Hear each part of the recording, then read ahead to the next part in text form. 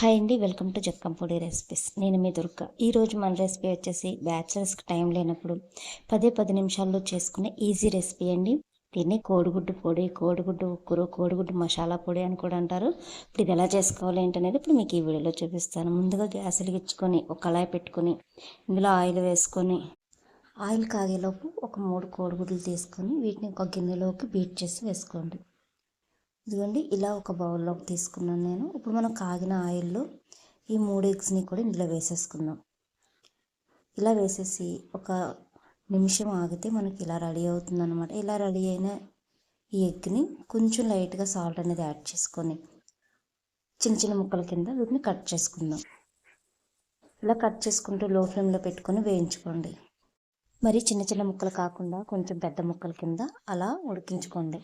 ఇలా ఫ్రై చేసుకుంటే మనకి ఇలా రెడీ అవుతుంది అనమాట. ఇలా రెడీ అయిన తర్వాత ఇప్పుడు ఈ ఎగ్ పౌడర్ని మొత్తాన్ని కొంచెం పక్కకు తీసుకొని ఇందులోనే జీలకర్ర వచ్చేసి ఒక 2 టీ స్పూన్ల వరకు వేసుకోండి. అలాగే కట్ చేసుకున్న ఉల్లిపాయలు వచ్చేసి 1 కప్పు వరకు వేసుకోండి. అలాగే కట్ చేసుకున్న పచ్చిమిర్చి, కొంచెం కరివేపాకు కూడా వేసుకొని ఈ మూడింటిని లైట్గా ఫ్రై చేసుకోండి. మరీ ఎక్కువగా ఫ్రై అవనవసరం లేదండి, కొంచెం ఫ్రై అయితే సరిపోతుంది. నిమిషాల్లో మనకి ఈ కర్రీ అనేది రెడీ అయిపోతుంది. చాలా సింపుల్. వేడివేడి అన్నంలో వేసుకొని లాగించేయచ్చు. ఇలా మొత్తం కూడా బాగా కలిపేసుకొని ఇందులో పసుపు వచ్చేసి ఒక 1/2 టీ స్పూన్ వరకు వేసుకోండి. అలాగే కారం వచ్చేసి ఒక 2 టీ స్పూన్లు. మనం ఆల్రెడీ గుడ్డు పగలగొట్టి వేసినప్పుడు సాల్ట్ అనేది యాడ్ చేసుకున్నాం కదా, అందుకే సాల్ట్ అనేది నేను యాడ్ చేయలేదండి.